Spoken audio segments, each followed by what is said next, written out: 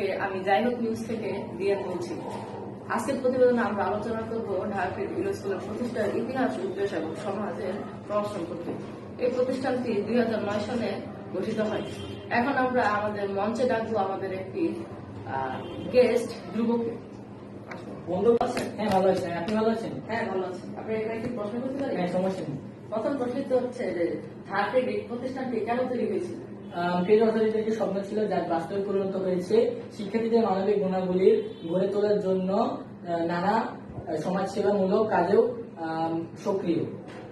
আচ্ছা, এই স্কুলের সমাজসেবা কার্যক্রমের ধরন কি?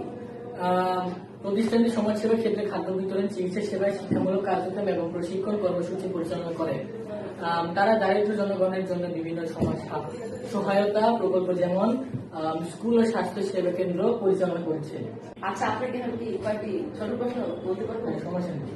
প্রথম প্রশ্নটি হচ্ছে প্রতিষ্ঠানটি কেন প্রতিষ্ঠিত হয়েছিল? সমাজের উন্নয়ন ও মানুষের জীবনযাপন উন্নত করার জন্য মূলত প্রতিষ্ঠানটি প্রতিষ্ঠিত হয়েছিল। আপনার দ্বিতীয় প্রশ্নটি হচ্ছে মানুষের জীবনে প্রতিষ্ঠানের প্রভাব কেমন? শিক্ষার সুযোগ বৃদ্ধি, স্বাস্থ্য উন্নয়ন এবং কর্মসংস্থান স্থান তৈরি হয়েছে। এটাই হচ্ছে মানুষের জীবনের প্রতিষ্ঠানের প্রভাব। তৃতীয় প্রশ্নটা হচ্ছে সমাজসেবা কার্যক্রমের ধরন কি? খাদ্য বিতরণ, চিকিৎসা সেবা এবং শিক্ষামূলক কার্যক্রম, এগুলো মূলত হচ্ছে সমাজসেবা কার্যক্রমের ধরন। ধন্যবাদ সবাইকে আমাদের এই নিউজটি শোনার জন্য।